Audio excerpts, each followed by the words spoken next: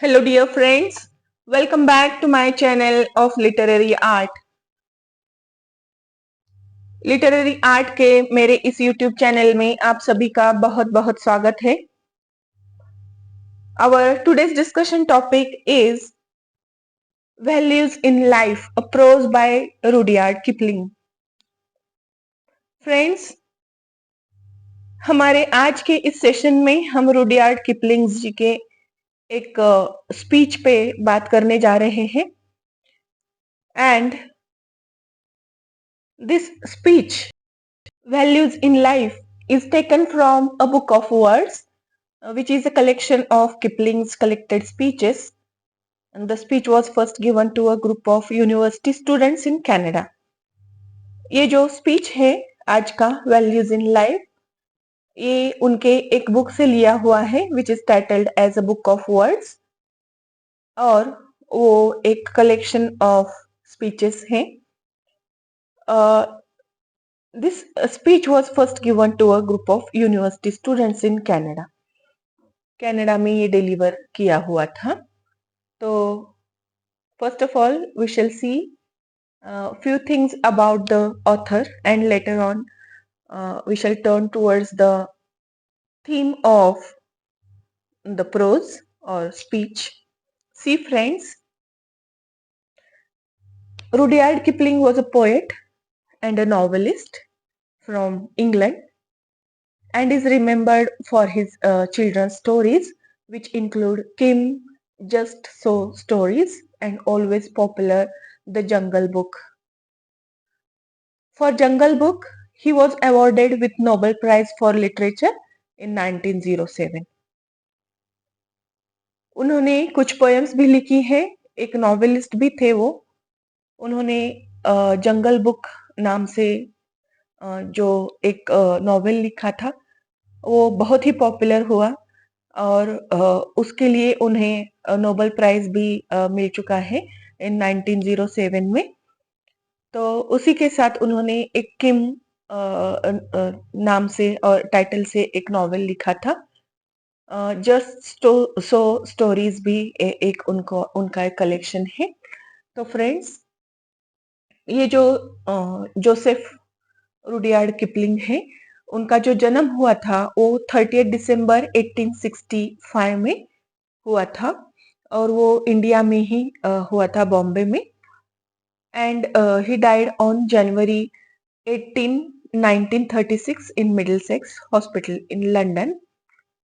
Lot of works, short stories, novels, poems उन्होंने लिखे हैं और वो एक बहुत ही पॉपुलर जर्नलिस्ट भी रह चुके हैं. जैसा कि मैंने आपको बताया, 1907 में उनको नोबेल प्राइज मिला था लिटरेचर के लिए. उनकी बुक जो है जंगल बुक, तो उसके लिए उन्हें नोबेल प्राइज मिला था. तो friends, he used swastik symbol on his older editions of various books. That means he had a lot of influence of Indian culture, and that is the reason why he used to print the swastik symbol on his all editions of books. So friends, let us see about the speech or the prose which is given here for the study of SYBA students compulsory English. So friends, see क्या कहते हैं. Theme only I am going to summarize here. In values in life, ये जो speech है Rudyard Kipling जी ने जो deliver किया था कनाडा में, तो एक थीम हमें प्रेजेंट करता है. And what is that theme? It is the theme of greed, honesty, conflict and acceptance. 4 various themes are given through this speech, and these are the theme of greed, honesty, conflict and acceptance. Kipling here encourages using your left hand to gain wealth while keeping your right hand for doing rightful work in life. यहाँ पे उन्होंने हमें एक बहुत ही अच्छा message दिया है. Wealth is not everything in our life. We must have to earn wealth or earn money in order to have the or in order to purchase the luxuries of life. But on the other hand, what we have to do, we have to think about the society. We have to think about the people who are in need, and we have to do something for them while collecting our wealth. That means it is essential to gain the wealth, but how much wealth we have to gain or how much we have to preserve it. The treasure or lot of wealth is not going to work. But what we have to do, we have to earn the money which is quite sufficient for us, and the remaining amount of money which we have collected in our treasury, we have to utilize that money for the welfare of the needy people, the society, and needy people in the society, and the people who are actually suffering from the diseases, or maybe they don't have the shelters, clothes, food to eat, and these people actually need our support, mental, moral, economic support, and we have to provide whatever remains with us to these people. That means he says, if you are earning your wealth with your right hand, collecting it, then the remaining amount of money should be utilized for the welfare of the society. So, according to Kipling, one should consider to aim balance in life. Wealth is nothing but illusion, and that is never a criteria to be happy.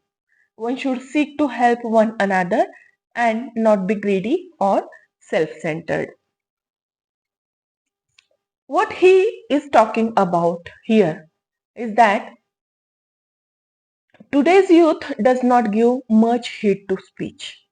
आजकल के बच्चों के लिए lecture सुनना या फिर उसके through जो फिलोसॉफी एक व्याख्याता यहाँ पे पुट फोर्थ करता है, तो उसमें वो लोग ज्यादा इंटरेस्टेड नहीं रहती है ऑडियंसेस, या फिर यूनिवर्सिटी के बच्चे जो ये स्पीच सुन रहे थे, तो उनको वो कहते हैं कि ये जो बच्चे हैं जो यूनिवर्सिटी में पढ़ते हैं, उनको ये जो स्पीच है वो सुनने में ज्यादा इंटरेस्ट नहीं है। लेकिन जो फिलोसॉफी मैं यहाँ पे बता रहा हूँ कि हमें उतनी ही संपत्ति जमा करनी है, या फिर चाहे जितनी भी संपत्ति हम कमा ले, उसमें से जितनी हमें जरूरत है उतनी हमारे पास रख के बाकी की जो वेल्थ है या फिर संपत्ति है उसे दूसरों की भलाई के लिए हमें यूज करना है।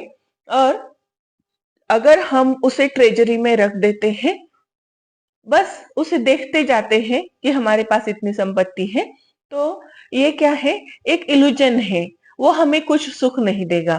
लेकिन अगर हम और लोगों को उस संपत्ति के द्वारा उनकी कुछ जरूरतें हम पूरी कर सके, तो वो जो एक खुशी है वो शायद हमारी जिंदगी बदल सकती है। तो हमें ये हमेशा ये प्रयास करना चाहिए कि हमारे पास जो कुछ भी ज्यादा है वो हमें और लोगों को, जरूरतमंद लोगों को दे देना चाहिए, जिसकी वजह से उनके चेहरे पर एक खुशी आ सके, और उनको खुश देख के शायद हमारी आत्मा को भी संतुष्टि मिल सके। तो एक ऐसा बहुत ही सुंदर मैसेज इन्होंने हमें यहाँ पे दिया हुआ है। The author calls it a privilege to be able to hear or have conversation with elderly or wiser people. He says that the young men and women are made to believe that the world is governed by the idea of wealth. Though there are some to whom the idea of wealth does not appeal much. They seem to have no interest in wealth, or nor would they accept money if offered. Such a person will not be considered smart, since he has not money.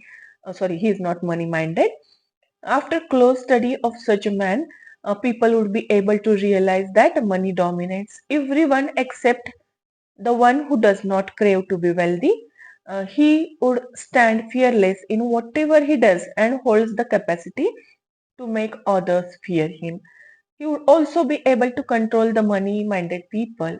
So, uh, what he is saying here, we have to understand that sometimes we have to do the conversation with the elder or mature or what we can say aged people. uh, यहाँ पे उन्होंने हमें एक बहुत ही अच्छी बात बताई है कि हमें कभी कभी अपने से बड़े लोगों के साथ या बुद्धिमान लोगों के साथ कॉन्वर्सेशन करना चाहिए। उनके साथ कुछ अ, बातें करनी चाहिए जिनकी वजह से शायद हमारे ज्ञान में कुछ बढ़ोतरी हो जाए। और वो ये भी कहते हैं कि दुनिया में ऐसे भी कुछ लोग हैं जो पैसों को ज्यादा अहमियत नहीं देते हैं।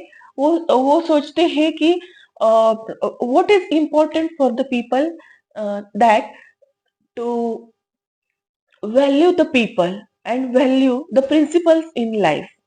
दैट मीन्स हमारे जीवन के जो तत्व हैं, जो प्रिंसिपल्स है, उन पे चलना, या फिर हमारे जीवन में जो रखते हैं उन लोगों के मन को संभालना, ये पैसों से कहीं ज्यादा जरूरी है। और यही बात उन्होंने हमें यहाँ पे समझाई भी है। वो कहते हैं कि ऐसे लोग हैं जो पैसों को ज्यादा अहमियत नहीं देते, कभी कभी वो अपना इंटरेस्ट वहां से छोड़ देते हैं, तो वो लोग बहुत ही स्ट्रांग रहते हैं। और कुछ लोग उनको बेवकूफ भी कह सकते हैं क्योंकि वो लोग पैसों से ज्यादा लोगों को अहमियत देते हैं। जो लोग कभी कभी उनको लाइफ में फंसा कर भी जा सकते हैं या फिर धोखा भी दे सकते हैं, फिर भी वो लोग पैसों से ज्यादा उन्हीं लोगों को अहमियत देते हैं, तो उनको मूर्ख भी कहा जा सकता है। लेकिन वो लोग मेंटली बहुत ही स्ट्रांग रहते हैं क्योंकि उनको पता होता है कि एक ना एक दिन तो उन लोगों को मेरी अहमियत पता ही चल जाएगी।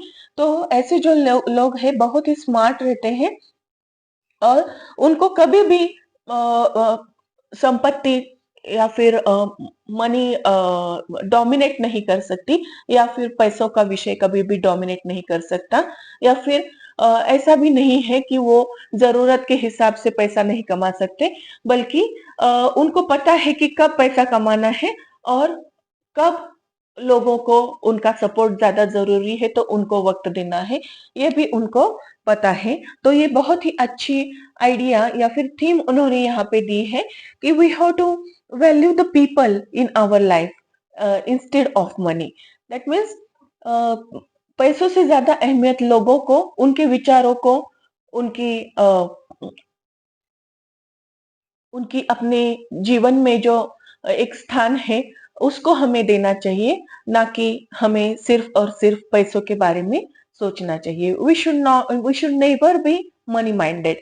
Always if you are thinking about the wealth and benefits and profits of your business or any profession, then you will not be able to gather or collect or relate with the people who are quite necessary or important in our life. So that thing one must have to understand। ये बात उन्होंने हमें यहाँ पे बहुत ही अच्छी तरह से बताई हुई है। उसके साथ ही वो कहते हैं the soul of youth develop certain darkness like horror of desolation and worthlessness which should be talked about। The solution that the author presents is to interest yourself, to invest in the happiness of others, not fall prey to one's own perception. There are times when dark clouds hover, when our knowledge and experience don't help.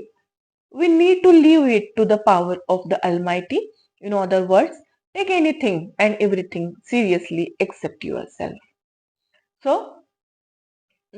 the author ends his speech with an interesting fact that there are some students who will be urged to acquire wealth and not consider living with humanity. As the man who goes to seek wealth, considering it as a smartness, and in the course of action forgets his fellow man. The author says that when we see our friends trying to be smart, we should show them a better way. Thus, he advises here learning about how to live a worthy life instead of seeking to have a wealthy life. तो wealthy life जीने से अच्छा है आप एक भौतिक life जीने से अच्छा है आप एक वैल्यूएबल लाइफ जिए।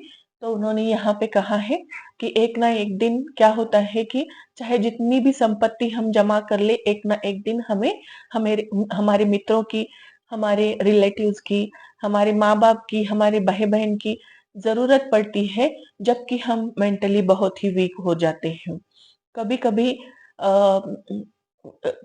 तारे गर्दिश में हो जाते हैं और हमारी जो लाइफ की सिचुएशन है वो चेंज हो जाती है। वहां पे पैसा कुछ काम नहीं आता है। सिर्फ और सिर्फ हमारे जो क्लोज रिलेटिव्स हैं या फिर डिस्टेंट रिलेटिव्स हैं, हमारे कुछ अच्छे ऑनेस्ट फ्रेंड्स हैं, वही हमें उस समय पूरी तरह से स्ट्रांग बनने में मदद कर सकते हैं। तो हमें उसके बारे में सोचना चाहिए, ना कि सिर्फ और सिर्फ पैसों के बारे में सोचना चाहिए। Money mindedness is the shortcoming of our personality and we have to leave that. It is the message which is given by Rudyard Kipling. वो कहते हैं कि हमें हर समय पैसों के बारे में नहीं सोचना है। लोगों के साथ रिलेशन जो हम बढ़ा रहे हैं वो सिर्फ और सिर्फ पैसों के लिए अगर हम बढ़ा रहे हैं तो एक ना एक दिन हमें धोखा ही मिलना है। तो उससे अच्छा है हम अपना रिलेशन पूरी ऑनेस्टी के साथ अ, उनके स्वभाव की वैल्यू करते हुए हम अपना रिलेशन बढ़ाएं, ना कि प्रॉफिट के लिए या फिर बिजनेस के लिए अपना रिलेशन लोगों के साथ बढ़ाए।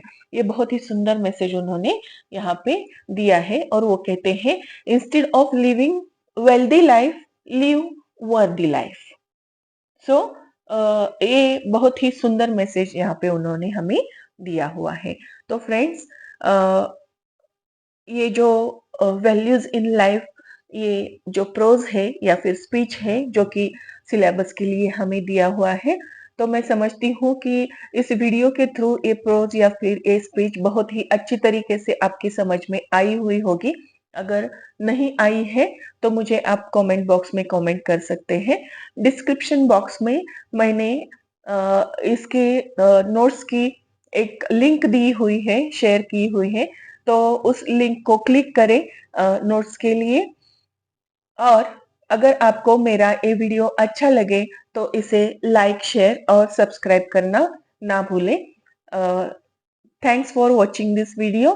Thank you very much.